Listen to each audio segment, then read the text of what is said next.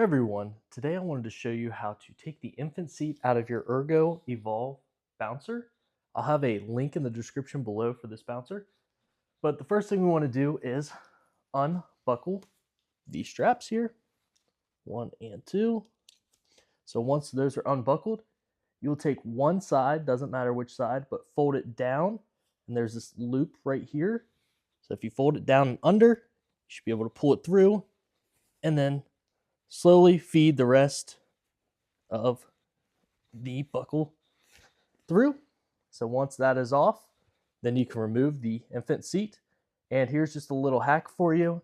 On the back side of your Ergobaby right here, there is like a little pouch. So what I like to do with this is I will take it, fold it in half, and then place it in this little pocket back here. That way I do not lose it. So then once it's down there, it's stored away. And then now you have the bouncer without the infant seat. You can clip this back up and you're good to go. Then if you want to add the seat back in, it's just the same steps but in reverse. So we will unbuckle this and pull out the infant seat. And you'll notice that there is a ring right here.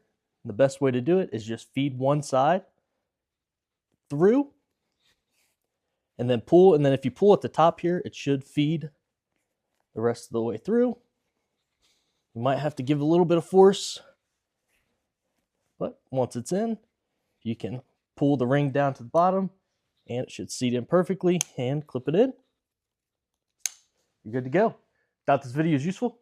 Please leave a thumbs up. Thank you.